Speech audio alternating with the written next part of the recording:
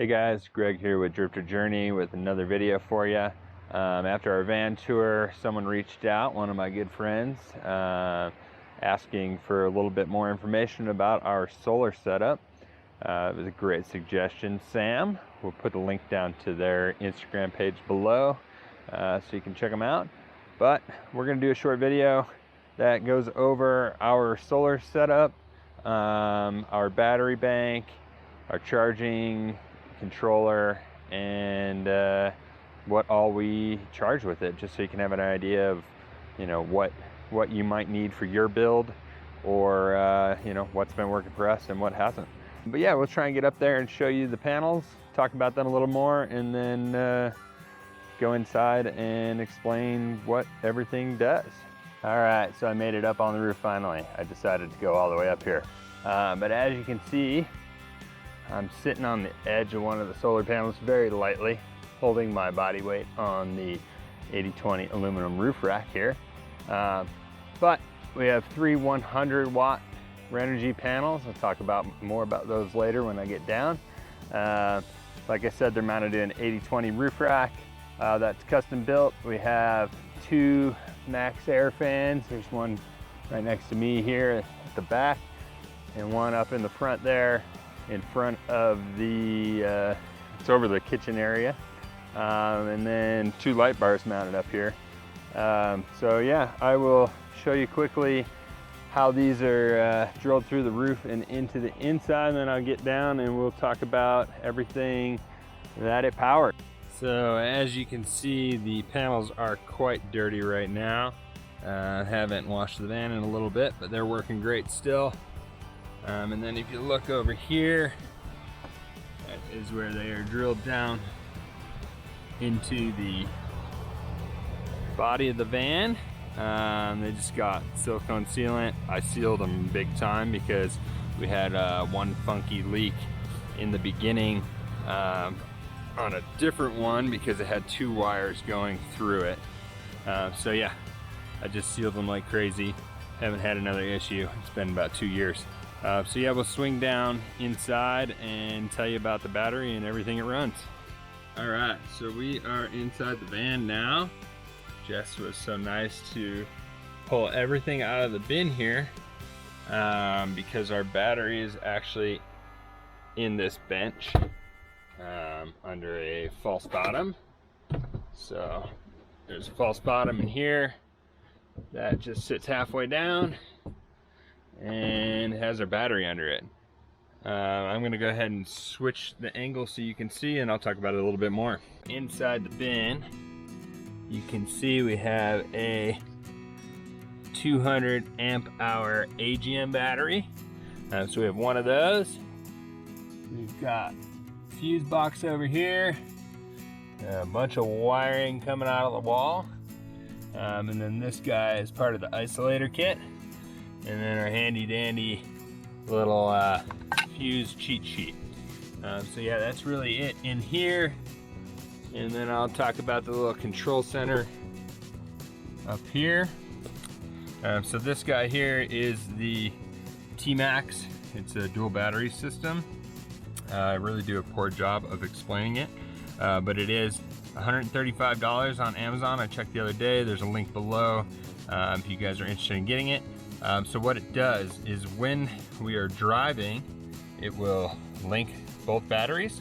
So both batteries are being charged while we're driving. Right now we are parked sitting in the sun, and as you can see, it is linked currently. So once the auxiliary battery, so our 200 amp hour battery here in the rear is full, it'll link both batteries and charge them both at the same time. So they're both being charged right now because we have excess power, which is nice. And then if for some reason the main car battery dies, we can click this auto link. If they're not linked, it'll connect them both, and then we'd actually start the vehicle off of the secondary spare battery back here. And then you can click the display on it and it'll show you what each battery is at currently. It's been a great little system, works well.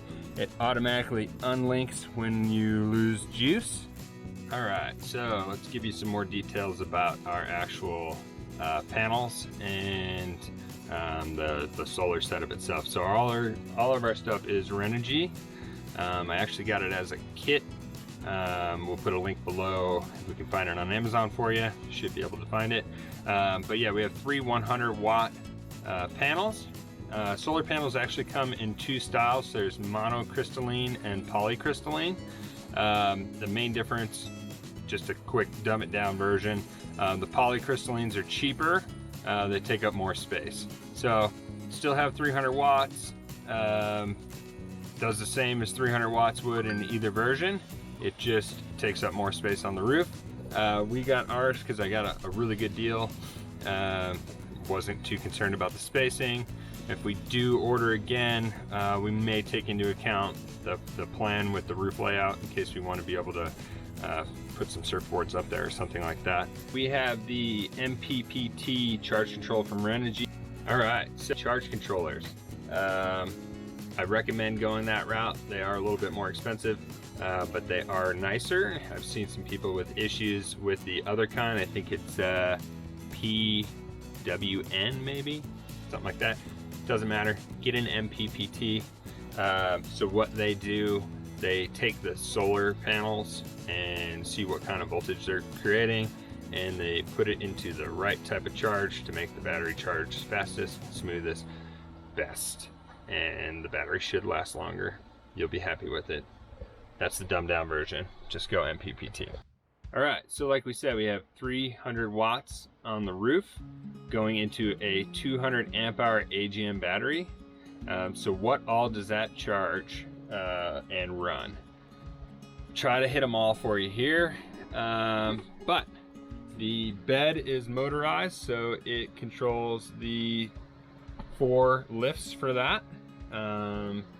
We have an electric awning, which is out right now. So it runs the electric awning. We have 3 lights down the center here that are dimmable.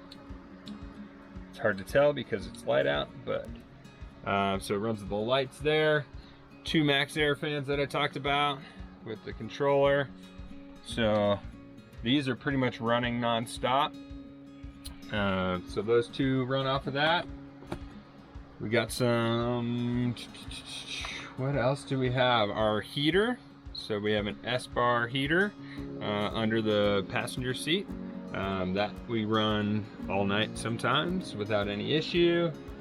And little mini fans in the back that are just right by our bed. We have some reading lights that are super low power. Got ourselves a little mini fridge over here that's running off of it all the time. The SureFlow water pump, which we got hidden back in the back. And then we have a cigarette outlet here and a dual USB charging outlet here, which we actually fried this yesterday, so we have another one on order that's a little bit nicer. It smells really bad. It didn't do so hot, so we got a better one coming. And I think that's it.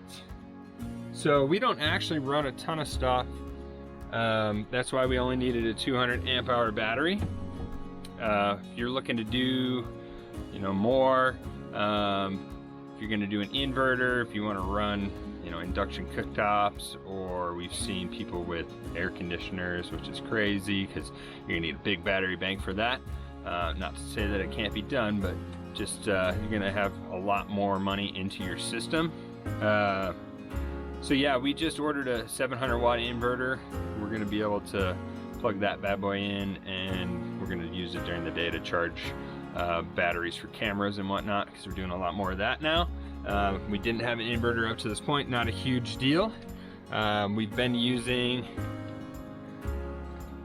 this Jackery charger. So it's just a little mini inverter.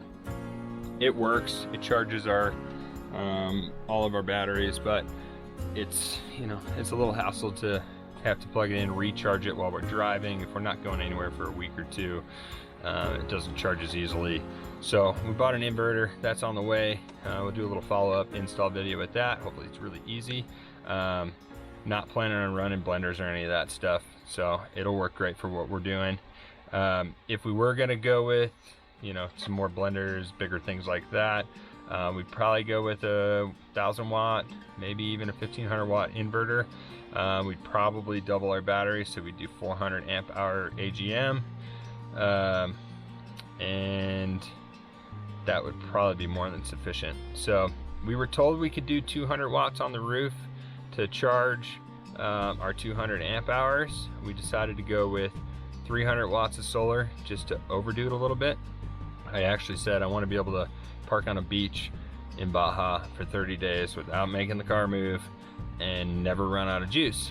I believe that could happen because there's plenty of sun down there. We did find the limitation of our particular setup. We were in Chicago, parked under a big tree in the shade. It didn't stop raining for 3 days straight. We ran everything, and we did finally drain the battery down after 3 days. That was without any driving. So keep in mind, isolators are amazing. If you can charge while you're driving, you're gonna be in good shape. Most people aren't staying in the same spot for extended periods, so you're always gonna get recharged. So I would actually say if you have limited funds, I would probably do just an isolator before doing any solar, in my personal opinion. But if you can do both, it's great. It's kind of cool to think that we're just being charged from the sun. We're self-sufficient out here. Yeah, I think that kind of wraps it up. I'm just rambling at this point. So please like this video, leave some comments, let us know if you have questions. I'm sure I did miss something. Watch some of our other videos and subscribe. I don't know which way to point right now, so I'm gonna point here. You can watch another video here. You can subscribe here. Thanks for watching. I'm Greg.